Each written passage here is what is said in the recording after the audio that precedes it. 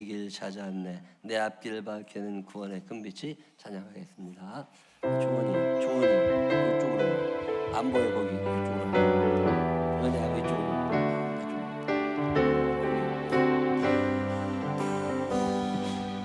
내 앞길 밝히는 구원의 금빛이 이 세상 어둠을 물리쳤네. 내 맘을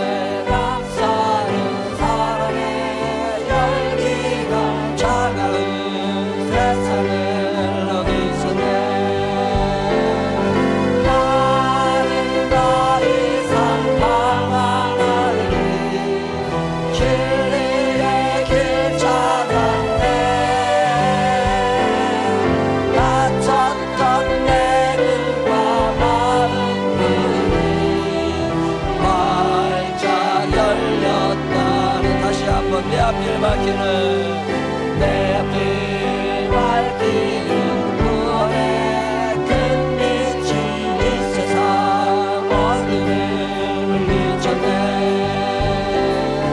내 맘을 감싸는 사랑의 열기가 차가운 세상을 녹이셨네.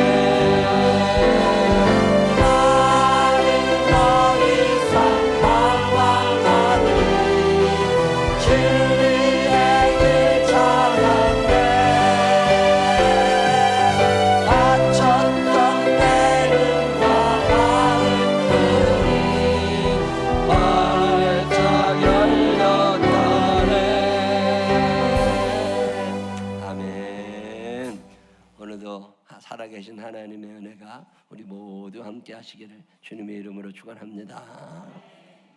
성령 충만의 증거들을 말씀드리고 있어요. 성령 충만하다는 말은 성령님이 지배하신다 이런 뜻이라고. 충만한 건 꽉 찬 거거든요. 그러면 술 취하지 말라 이는 방탕한 것이니 오직 성령의 충만함을 받으라. 술 취하는 것과 성령 충만을 성경은 이렇게 같이 설명을 하는데, 그게 왜 그러냐면 술이 취하게 되면 내가 사는 것이 아니라 술 기운에 살아요. 말도 못하는 사람들이 술만 먹으면 그렇게 수다쟁이가 돼. 그게 지가 하는 것 같지만 술이 그렇게 하게 한다고. 술을 먹으면 똑바로 걷고 싶어도 비틀비틀해요. 그게 내가 하는 게 아니라 술 기운에 그렇게 하는 거예요. 그게 술을 취한다는 말은 술의 지배를 받고 살아가는 거. 성령 충만하다고 하는 말은 성령에 취한다, 이 말은 성령의 지배를 받으며 살아간다는 거예요. 내가 사는 것이 아니라 내 안에 그리스도가 살아. 우리 하나님이 시키시는 대로 살려는 사람들 성령 충만하다고 표현합니다. 성령의 지배를 받으며 살게 되시기를 바랍니다. 성령에 취해서 살게 되시기를 바랍니다. 성령 충만하면 성령님이 나를 지배하시면 내게 어떤 일이 일어나나 그런 얘기를 쭉 설명을 해드리고 있는데, 그 중에 하나가 뭐냐면 죄가 생각이 나요. 옛날에는 죄가 아니었던 것 같았는데 성령님이 내 안에 오시면 이 성령님은 거룩하신 분이라 죄랑 같이 못 사셔요. 나 혼자 살 때는 내 안에 죄가 있어도 괜찮아. 언어로, 말로, 생각으로 죄를 지어도 그게 큰 문제가 되지 않아요. 근데 성령님이 내 안에 오시면 그게 자꾸만 걸림돌이 되고요. 그게 자꾸만 찝찝해져요. 그래서 같이 못 살아요. 성령님하고 죄는 같이 못 삽니다. 그래서 자꾸만 죄가 싫어지게 돼요. 이 경험을 하게 되시기를 바랍니다. 이런 경험 해보신 분 있으면 아멘 한번 해봐요. 성령님이 내 안에 오시면 죄가 아닌 것들이 죄로 여겨져요. 제가 아는 집사님 한 분은 옛날에 그냥 말은 담배를 그렇게 폈는데 담배 피는 게 죄라는 생각을 한 번도 안 해봤대요. 맛있대요. 생각이 난대요. 줄담배를 피고 살았대요. 그러던 어느 날 성령 세례를 받았대요. 기도원에 가셔도 열심히 기도하시다가 내가 담배를 피는 게 큰 죄는 아니고 지옥 갈 죄는 아니지만 내가 담배를 피면 다른 사람들이 싫어하겠지 이런 생각도 들고, 또 내가 담배를 피는 걸 우리 교회 집사님들이 보면 시험 들겠지 이런 생각도 들더래요. 그래가지고 담배를 끊어야 되겠다. 근데 그게 안 끊어진다네요. 담배가 나를 끌어당긴대요. 처음에는 내가 담배를 피는데 나중에는 담배가 나를 잡아먹는데 이게 끊어지질 않는답니다. 그래서 끊었다가 또 폈다가 끊었다가 또 폈다가 계속 그러는데 어느 날 성령이 충만해지고 났는데요, 자기 차문을 열었는데 오바이트를 했대요. 차 안에 담배 냄새가 꽉 차 있을 거 아니에요. 그게 그렇게 역겨운지 몰랐대요. 그래가지고서 차문을 다시 닫았다네. 너무 역겨워가지고 내가 이런 데서 어떻게 살았나 그런 생각이 들더래요. 성령이 충만하기 전에는 그게 안 느껴졌대요. 근데 성령이 충만해지고 나니까 그런 게 느껴지기를 시작하더라는 거예요. 죄라는 것도 그래요. 같이 살 때는 모르는 거예요. 근데 성령님이 내 안에 계시면 죄가 싫어집니다. 이 경험을 하게 되시기를 바랍니다. 있어도 뭐 살아가는 데 큰 문제는 없지만 불편해져요. 등산하는 사람들이 다리가 아프다, 허벅지가 아프다, 목이 아프다, 그거는 등산하는 사람들은 그런 얘기를 잘 안 하는데, 등산하는 사람들한테 뭐가 제일 불편하냐고 물어보면 양말 밑에 들어있는 돌 조그마한 게 제일 불편하다고 그런대요. 처음에는 느껴지지 않는답니다. 근데 자꾸 걷다 보면 그게 그렇게 불편해진대요. 죄도 똑같은 거예요. 처음에는 잘 모르는 거예요. 근데 성령님이 내 안에 계시면 이게 자꾸만 나를 괴롭혀요. 성령님이 내 안에 계신 증거 가운데 하나가 죄가 생각이 잘 나고 회개가 잘 됩니다. 만일 우리가 우리 죄를 자백하면 저는 미쁘시고 의로우사 우리 죄를 사하시며 모든 불의에서 우리를 깨끗하게 하실 것이요, 성령님의 지배를 받으며 죄를 멀리할 수 있는 사람들 되시기를 주의 이름으로 축원합니다. 옆 사람 손을 꼭 붙잡고 눈을 쳐다보면서 죄랑 친하게 지내지 말어. 시작. 죄랑 친하면 안 돼. 성령님이 내 안에 계신 여러 가지 증거 중에 또 하나가 뭐냐면 겸손해집니다. 교만할 수가 없는 게 왜 그러냐면 내가 한 게 아니거든. 내가 했으면 교만해도 되지, 내가 했으면 굉장하다고 자랑해도 되지만 어느 날 생각해보면 내가 한 게 없어요. 하나님이 생명 주시고 하나님이 지혜 주시고 하나님이 건강 주시고 하나님이 일 되게 하시고 다 사람들 배치켜 놓으시고, 아 이거 하나님이 하셨구나, 이게 느껴지면요 오히려 하나님을 높이게 되지 나를 높이게 안 됩니다. 하나님을 높이며 살게 되시기를 바랍니다. 성령님이 내 안에 계시면 하나님이 내게 해주신 일들이 보여집니다. 근데 성령님이 내 안에 안 계시면 다 지가 한 것 같은 거예요. 그래서 성령 충만한 사람들은 늘 하나님이 해주셨습니다, 하나님 감사합니다 이러고 사는 거예요. 근데 내가 사는 것 같은 사람들은 늘 자기가 하다 보니까 힘이 든 거예요. 성령님의 지배를 받으며 살게 되시기를 바랍니다. 늘 하나님이 해주셨습니다. 시작. 늘 하나님이 해주셨습니다. 시작. 다 하나님이 해주신 거예요. 이러면 겸손해질 수밖에 없어요. 근데 자기가 한 줄 알면 이게 교만한 거라니까. 그래서 성령님이 함께 하시는 사람들은 겸손해집니다. 사랑하며 살게 되시기를 바랍니다. 섬기며 살게 되시기를 바랍니다. 또 지난주에는 무슨 말씀 드렸느냐면 성령님이 함께 하시면 더불어 살아가는 게 쉬워요. 누구랑 같이 지내는 게 괜찮아요. 관계 능력의 시대, 릴레이션십 얘기하잖아요. 이 관계 능력의 시대에 성령님이 함께 하시는 사람들은 비기 싫은 사람이 별로 없습니다. 근데 성령님이 함께 하지 않으시면 꼴배 계시는 것들이 너무 많아. 얘는 이래 드시고 얘는 이래 드시고 얘는 이래 드시고 다 그렇다고. 근데 자기도 남들 싫어하지만 남들도 자기 싫어해. 그래가지고 서로 안 맞아. 근데 성령님이 함께 하시는 사람들은요 비기시는 사람이 없어져요. 그래서 늘 이쁜 사람들이 먼저 생각이 납니다. 더불어의 삶이 참 편안해져요. 기도를 해도 기도가 짧은 사람들의 특징은 자기 기도하다 끝나는 사람들이야. 근데 기도가 긴 사람들은요 다른 사람들을 위한 기도를 오래 하다 보면 길어지는 거예요. 더불어의 삶을 잘 사는 사람들은 하나님도 사랑하지만 이웃을 사랑하면서 그들을 위하여 기도하는 사람들입니다. 성령님이 함께 하시는 사람은 다른 사람들을 위한 기도가 많아져요. 근데 성령님이 함께하지 않으시는 사람들은 자기 욕심껏 자기 기도하다 끝냅니다. 옆 사람 손을 꼭 붙잡고 눈을 쳐다보면서 물어봐요. 내 기도 좀 하고 있어? 시작. 옆 사람을 위하여 기도하는 사람은 성령님이 함께 하시는 사람. 다른 사람을 위하여 기도 전혀 하지 않는 사람들은 욕심만 남은 사람. 성령님이 함께 하시는 사람들의 많은 특징 가운데 하나가 뭐냐면 더불어의 삶이 쉬워집니다. 더불어 살아갈 줄 아는 사람들이 되시기를 바랍니다. 더불어 살아가려면 귀찮아요. 더불어 살아가려면 손해도 많이 봐요. 그래도 합력하여 선을 이루는 걸 좋아하시는 하나님이십니다. 합력하여 선을 이루게 되시기를 바랍니다.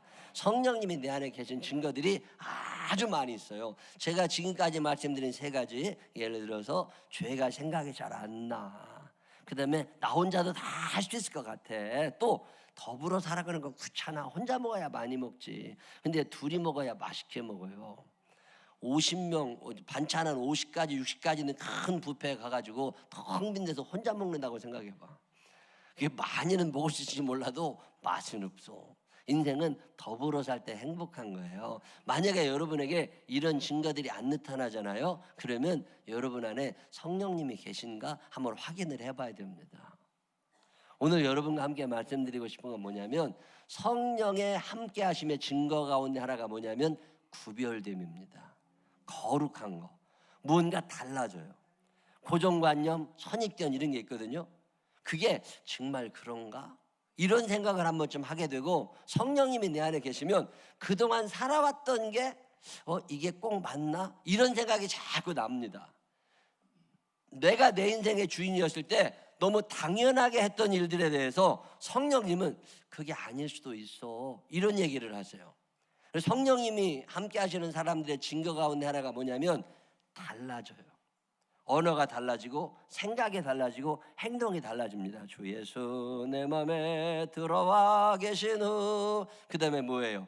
변하여 새 사람 되고. 이 변화가 뭔가 일어나요. 내 마음의 변화, 행동의 변화, 이게 전혀 일어나지 않고 나는 살던 대로 살 테니까 하나님 도와주세요, 이건 성령님의 역사가 아닙니다.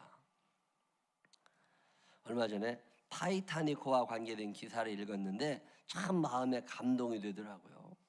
1912년 4월 14일 날 타이타닉 물에 잠기면서 1514명이 죽었대요. 710명이 구조를 받았다는데, 그 죽어가는 순간에 구출된 2등 항해사 한 사람이 그 마지막 실황을 글로 적어가지고 몇 페이지에 이렇게 책을 하나 이렇게 보고가 된 게 있는데, 그거를 쭉 읽다 보니까요, 이 사람이 무슨 얘기를 하느냐면 자기는 마지막 순간에 너무 감동을 많이 받았다는 거예요. 그 죽어가는 사람들 속에서. 그러면서 무슨 감동을 받았는지 자기가 감동받은 얘기를 거기다 쭉 썼는데, 그 내용 중에 어떤 게 있냐면, 한 선장이 배가 막 이제 다 끝났다, 이제 끝났다, 구명보트 몇 개 있는데 요것 갖고 살아날 수 있는 사람은 우리 전체 인원 중에 3분의 1 정도밖에 안 된다. 그러니까 타자. 근데 누가 탈 거냐? 일단 여자와 어린애를 먼저 태워라. 난 그게 이해가 안 돼. 여자와 어린애를 먼저 태우라는 게 헌법에 있어요, 없어요? 없어. 여러분, 동물들 같으면 힘센 놈이 먼저 타. 근데 여자와 어린애를 먼저 태워라라고 말했다는 것 자체도 짐승과는 다른 생각을 하는 거야. 만약에 사자와 토끼가 있다 그러면 누가 타겠어요? 당연히 사자가 타야지. 근데 사람들은 다른 생각을 하는 거예요. 이 차이를 아시겠어요? 그래서 여자와 어린애들이 먼저 타라. 근데 뭐 남자들 다 죽으란 얘기지. 근데 놀라운 사실은 여자들이 안 타더랍니다. 여기 왜 내가 타야 되냐고. 나보다도 훌륭하신 분들이 많은데 나 안 탄다고. 그 승선을 거부한 여자들이 어마어마하게 있었다는 거예요. 어떤 남편은 당신이 타라, 너라도 살아라 그랬더니, 내가 혼자 살아서 뭐 하겠냐고, 당신 죽으면 나도 따라 죽어야지, 그러면서 끝까지 안 타고 남편과 함께 죽은 여자들이 그렇게 많다는 거예요. 자, 그 상황에서 나는 배를 탄다. 이거 손들어 보라고 못해. 손들어 보라고 못해. 그 순간에 나는 남편은 죽더라도 나라도 산다 하고 배 타는 여자들은 거의 없고, 그때 남편 따라 같이 죽겠다는 여자들이 더 많더래요. 뭔가 다르잖아요. 그랬더니 어떤 남편은요, 마누라를요 기절하도록 때리더라네. 기절을 시켜서 배에다 던져놓더래. 하도 안 탄다고 그러니까. 손 한번 들어볼까? 야, 난 그 얘기를 읽는데요, 우리 마누라 생각이 나는 거야. 우리 집사람은 같이 죽는다고 그럴까? 혼자 탈까? 이런 생각이 드는 거예요. 또 어떤 얘기가 있느냐면, 애기 둘 데린, 아동 애들 둘 데린 엄마가 이제 막 배를 타려고 왔어요. 근데 구명보트가 남았는데 여기에 자리가 2개밖에 안 남은 거야. 그러니까 애들 둘을 태워야 돼요, 엄마가 애 하나를 데리고 타야 돼요? 여러분 같으면 어떻게 할 것 같아? 엄마가 타고 애 하나를 태우겠어요? 아니면 애 둘만 태우겠어요? 이 고민을 하더래, 엄마가. 그러더니 애 둘을 태우면서 살아라, 엄마는 간다. 그리고 엄마가 뒤로 돌아서는데 그 애 둘을 앉혀놓고 났더니 그 옆에 있던 알도 못하는 아줌마가 뻘떡 일어나면서 애기들 곁에는 엄마가 있어야 됩니다. 그러더니 자기가 일어나 나가고 그 엄마를 태워놓더래요. 여러분 같으면 그렇게 해요, 안 해요? 엄마 빨리 나가라고, 우리 배 떠나야 된다고. 난 그런 얘기를 들을 때마다 다른 생각을 하는 사람들이 다른 삶을 사는 거지. 근데 다 그런 사람만 있는 게 아니라, 남자가 화장실에 들어가가지고 여자 옷 입고 나와가지고 여자라고 탄 사람이 있대. 또 그 와중에, 야, 일본 사람이래요. 일본 사람인데 철도 기관사였대. 철도 차장. 근데 그 사람이 그렇게 해서 살아는 났는데 일본에 가서 해고당했대요.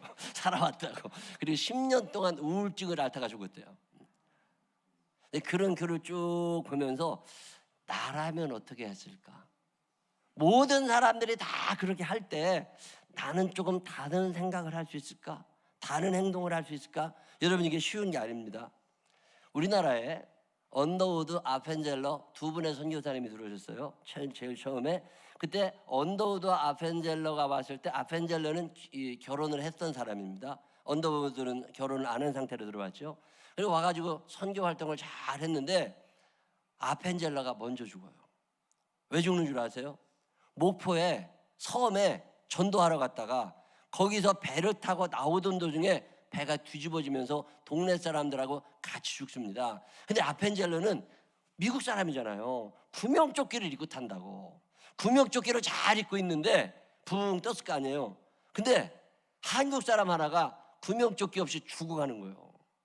이 아펜젤러 선교사가 가가지고서 자기 구명조끼 벗어주면서 나는 예수 믿는다. 나는 지금 죽어도 천국 간다. 근데 당신은 천국 못 간다. 그냥 이거 입고 살아서 예수 잘 믿다가 천국에서 만나자고. 그리고 그거 벗어주고 대신 죽은 사람이 아펜젤러예요. 만약에 그 상황 같으면 나는 구명조끼 벗는다. 손 들어보라고 못해. 이것도 참 고민돼 이거. 여러분, 예수를 믿는다는 건 무언가 다른 생각, 다른 행동, 다른 언어 이런 게 나와야 그게 예수를 믿는 거거든요. 세상 사람들하고 똑같을 것 같으면 뭐로 예수를 믿어요? 생각의 틀이 조금 다른 사람들, 생각의 틀이 달라진 사람들, 선입견이 사라진 사람들, 이게 쉬운 게 아닙니다. 이게 가능하려면 적어도 하나님을 경험하는 어떤 체험이 있어야 돼요. 우리 생명나무 교회 하나님을 경험하는 사람들이 많아지게 되시기를 바랍니다. 이사야 선지자 얘기 오늘 우리가 읽었거든요. 이사야라는 사람이 있었습니다. 이사야가 살던 때에 그 나라의 임금님은 우시아였어요. 그때 글자가 야로 끝나는 사람들은 대부분 왕족이었거든요. 이사야가 왕족이었어요. 우시아는 왕이었습니다. 어떤 혈연 관계가 있는 거죠. 우시아라는 왕은 이스라엘의 역사 중에서 굉장히 정치를 잘한 왕 중에 하나예요. 그 시대에 경제가 굉장히 컸습니다. 수출이 잘 됐어요. 그 시대에 정치 계파들이 통합이 되면서 우시아를 중심으로 하나가 되어서 정치를 했던 때예요. 그 시대에 군사력이 강해지면서 주변 강대국들이 많이 있었지만 그들에게 조공을 바치지 않고 잘 버텨냈던 시대가 우시아 시대예요. 그래서 백성들이 살기가 참 편했는데 그러다 보니까 우시아가 교만해진 거예요. 내가 굉장히 잘하는 것 같은 생각이 들면서 점점 교만해지던 어느 날 그가 제사장들을 무시하고 하나님 앞에 예배를 드릴 때 자기가 예배를 드리러 올라갑니다. 그 자리는 제사장이 있어야 되는 자리에 자기가 올라가고 제사장을 치우고, 그랬더니 하나님이 진노하시면서 문둥병이 생겼어요. 문둥병이 생기면서 우시야 왕이 죽습니다. 우시야가 죽고 나니까 그동안 잠잠했던 소위 말하는 잠룡들이 일어나기 시작한 거죠. 그래가지고서 내가 대통령 될 거다, 내가 왕이 될 거다, 계파를 형성하면서 정치적 갈등이 생겨나기 시작한 거예요.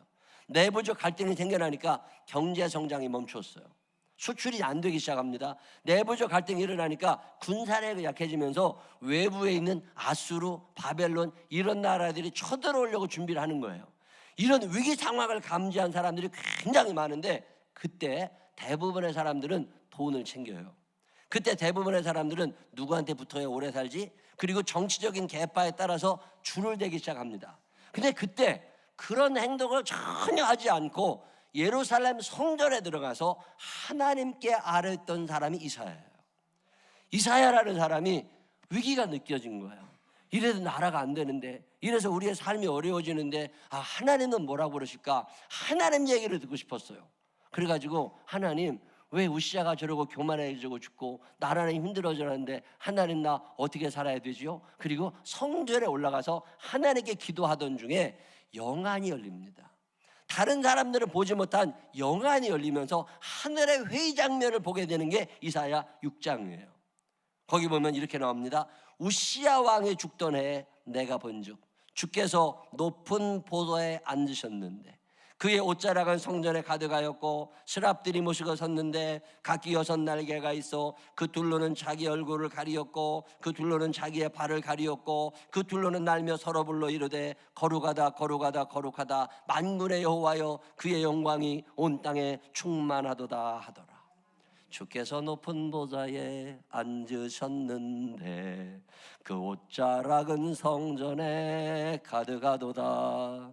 천사들이 모여서 서로 창화하여 외치니 그 소리는 성전에 가득하도다. 이사야가 아무도 못 본 장면 하나를 보게 된 거예요. 이걸 영안이라고 그래요. 영안이 열리면서 하늘을 본 거예요. 하늘을 봤는데 하나님의 음성이 들리는 거예요.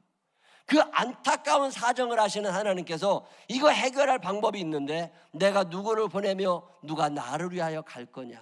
그때 저 관중석에 앉아 있었던 이사야가 제가 여기 있습니다. 저를 보내주십시오. 뭔지도 모르고 감동에 산 말 때문에 이사야가 이 땅 많은 사람들에게 하나님께 들은 이야기를 전해주는데 그 이야기는 뭐냐면 회개하라는 거예요. 너희가 거룩하지 않았다. 너희가 구별되게 살질 않았다. 너희가 너무 세상에서 돈 중심으로, 명예 중심으로, 권력 중심으로 네 몸뚱아리만 위하고 살아서 하나님의 진노가 있는 거니까 너희들 지금부터라도 회개하고 하나님께로 돌아와라. 하나님께로 돌아와라. 하나님께 돌아와라. 이 얘기를 계속하고 다니니까 사람들이 싫어합니다. 안 보이는 하나님이 나한테 뭐라고 그러냐. 나는 모른다. 나는 하나님 모른다. 그리고 이 땅에서만 잘 살려고 계속 애를 쓰니까 이사야가 그럴수록 더 답답해. 나는 본 게 있잖아요. 나 남이 못 본 것을 보았고 나 남이 듣지 못한 음성 들었고. 나는 봤는데 저 사람들은 안 봤다고 우겨대니까 자기가 본 것을 얘기를 하는데 회개하고 돌아오라고 아무도 안 믿습니다. 그래서 외로워진 이사야. 성령 충만해지고 나면 외로워지는 거 아세요? 성령 충만해지고 나면 답답해집니다. 대화가 안 되는 거예요. 이사야는 하늘을 아는데 세상 사람들은 하늘을 몰라요. 그렇지만 계속 이사야가 외치니까 사람들이 듣기 싫다고 이사야를 가둡니다. 이사야를 때리기 시작해요. 그래도 이사야가 계속 얘기를 하니까 사람들이 이사야를 톱으로 썰어서 죽입니다. 그렇게 죽은 사람이 이사야예요. 하늘을 봤다고 구별된 거예요. 이 거룩함이라고 하는 거 성령님이 내 안에 계시면 거룩해지고 구별되지고 뭔가 달라지기를 시작하는데 이게 가능하려면 영적인 경험이 필요해요. 영적인 경험을 사모하는 사람들이 되시기를 바랍니다. 근데 기도도 하라는 거예요. 주의 성전에 나와서 기도할 때 이사야가 이런 경험을 하게 되는 거지 집에서 잠자다가 경험하는 게 아니라고. 이 지식이 참 중요하기는 해요. 근데 영적인 체험도 중요합니다. 저는 우리 생명나무교회 교우들이 영적인 체험을 하게 되시기를 바랍니다. 이게 육의 생각, 몸을 가지고 몸이 다인 줄 알면 안 됩니다. 바울 목사님이 이 경험을 한 거잖아요. 다메섹으로 가던 도중에 말에서 하나님의 음성을 듣고 하나님의 빛을 봅니다. 그리고 나서 다윗의 인생이 달라지는 거예요. 만약에 여러분들이 지금과 살면서 어떤 체험이 없다면 한 번쯤 이 체험을 사모하게 되시기를 바랍니다. 기도하다가 머리끝부터 발끝까지 전기가 감전되는 것 같은 어떤 경험도 좀 해보고 눈물도 좀 흘려보고 큰 깨달음도 얻게 되고 회개하면서 1시간씩 울어도 보고 그런 영적인 경험이 있으면 하나님이 느껴져요. 이 하나님이 가까이 느껴지게 되면 뭔가 달라진 삶을 추구하게 됩니다. 니고데모라고 하는 사람이 있어요. 요한복음 3장에 나오는 니고데모라는 사람. 그 사람은 국회의원이었습니다. 그 당시엔 70명 정도가 국회의원이었는데 그 국회의원 70명 중에 한 사람이 니고데모예요. 근데 그 사람이 가만히 보니까 예수님이라는 분이 나타나서 돌아다닐 때 사람들이 예수님 곁에 많이 모이는 걸 보니까 저 사람이 나중에 국회의원이라도 나올 것 같아. 저 사람이 나중에 대통령이라도 출마하면 굉장히 영향력이 있을 것 같아요. 어느 날 밤에 니고데모가 예수님을 찾아가잖아요. 그래서 물어보는 얘기가 뭐냐면 당신이 원하는 나라는 어떤 나라입니까? 당신이 도대체 어떤 생각을 하고 다니기에 사람들이 당신을 쫓아다닙니까? 당명을 뭐로 정하고 창당을 하실 계획입니까? 뭐 이런 얘기를 물어봐요. 그리고 당신이 만들어내는 그 정당에 가입을 하려면 가입원서를 어디다 내는 겁니까? 뭐 이런 얘기를 물어보는 거죠. 그럴 때 예수님께서 하시는 얘기가 뭐냐면 너는 이 땅에 있는 나라를 생각하고 이 땅의 것들을 생각하지만 내가 세우려는 나라는 그런 나라가 아니다. 사람이 물과 성령으로 거듭나지 아니하면 내가 이야기하고 있는 이 하나님의 나라를 이해조차도 할 수 없다. 그러면서 거듭나야 된다고. 니고데모가 이해를 못합니다. 니고데모가 생각하는 건 현실 정치예요. 이 세계에서 누가 높은 자리에 차지하고 누가 돈을 많이 차지하냐 이런 것만 생각하고 있는 니고데모가 예수님의 말씀을 이해를 못합니다. 그는 하늘을 경험해 본 적이 없어요. 그들은 영적인 체험이 없습니다. 하나님이 느껴지지 않아요. 그러니까 이해를 못하는 거예요. 어떻게 내가 거듭날 수 있느냐고, 어머니 뱃속에 어떻게 들어갔다 나오냐고. 그때 예수님이 뭐라고 그러세요? 이 거듭남이라고 하는 것을 엄마 뱃속에 들어갔다가 2번 태어난다고 이해하지 말고 주인이 바뀌는 것으로 이해하게 되시기를 바랍니다. 그동안은 내가 내 삶의 주인이 되어 살았다면 거듭난 사람들은 성령님의 지배를 받아서 그분의 생각을 내가 생각하고 그분의 언어를 내가 말하고 그분의 뜻대로 내가 살아가게 됩니다. 그게 거듭남, 이 중생. 그렇게 사는 게 어려워서 무거울 중자를 쓰는 중생을 써요. 중생. 니고데모가 이해하지 못한 거예요. 어쩌면 오늘 우리도 마찬가지예요. 성경에 나와 있는 하나님을 경험해보지 않으면 구별된 삶이 쉽지 않습니다.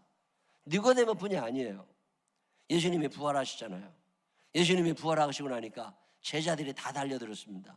500여 명이 모여가지고 예수님 이제 언제쯤 이 나라를 회복하실 겁니까? 그때까지도 그 얘기하는 거예요. 사람들을 어떻게 모으고 어떻게 정당 가입을 하고 어떻게 당을 세워서 어떻게 유대를 어떻게 로마를 한번 싸워봅니까? 그런 얘기를 할 때 예수님이 하시는 말씀이 뭐예요? 너희들은 왜 끝까지 이 땅에서 잘 먹고 잘 살 생각만 하냐?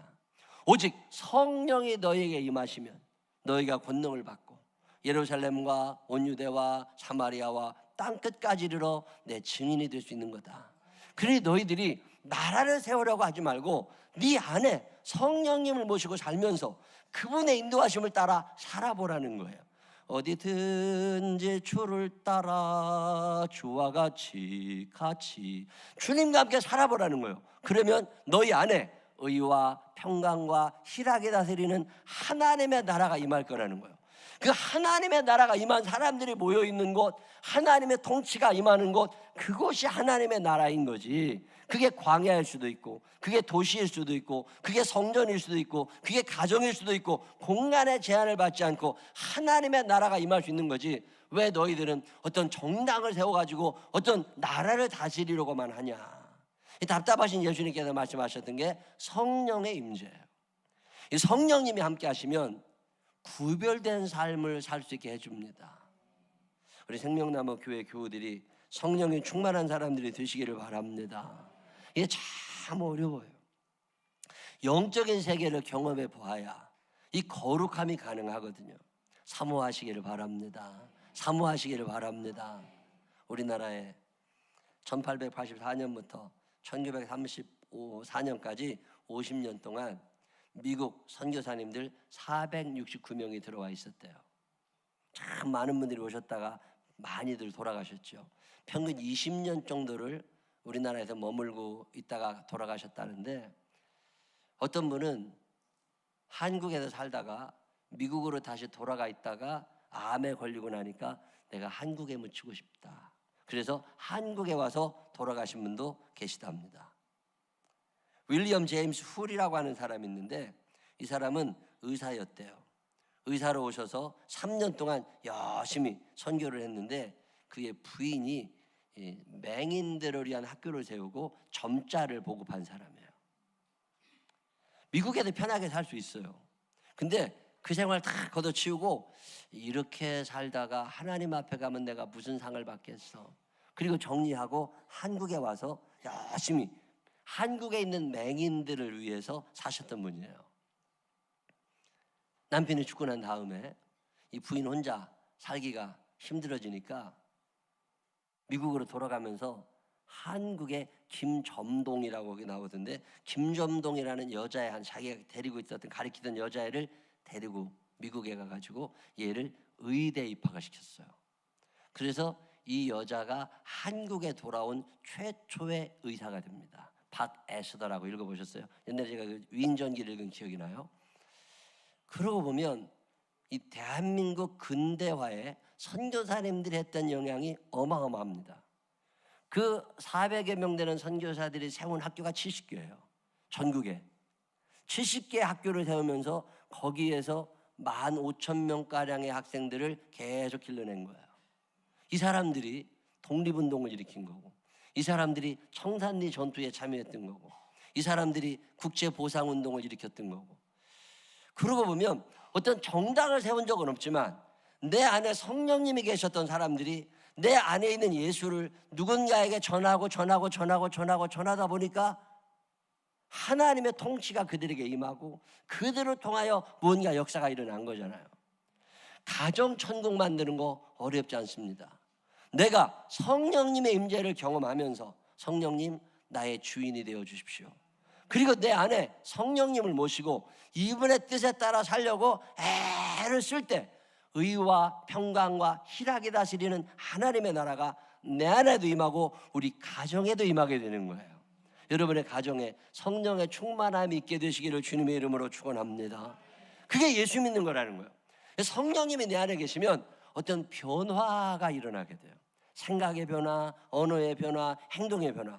이 변화는 예수님을 닮아가는 방향으로 변화가 일어나게 되는데, 이 예수님을 닮아가는 변화에 반드시 필요한 게 성령님에 대한 어떤 영적인 경험, 영안이 열리는 경험이에요. 이 경험을 사모하게 되시기를 바랍니다. 이게 없으면 오래 안 갑니다. 이사야가 이 경험을 했어요. 니고데모가 예수님과의 만남에서 이 경험을 합니다.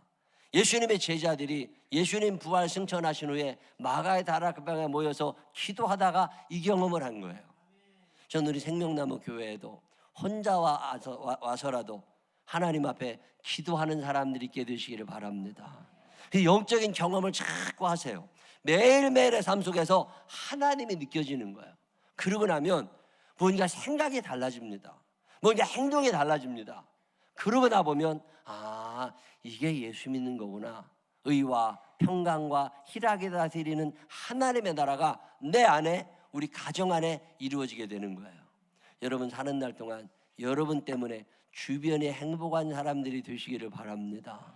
성령님이 내 안에 계시면 변화가 자연스러워져요. 성령님이 내 안에 계시면 거룩함이 가능합니다. 성령님이 내 안에 계시면 어떤 틀이 깨어져요. 그리고 생각이 달라집니다. 손해볼 줄도 알게 돼요. 여러분, 살아가는 날 동안 잘 먹고 잘 살려고 하는 사람들 흉내내지 말고 예수님 닮아가면서 예수님처럼 하늘의 소망을 두고 살면서 이 땅에서도 행복을 누릴 수 있는 믿음의 사람들이 되시기를 주님의 이름으로 축원합니다. 기도하겠습니다.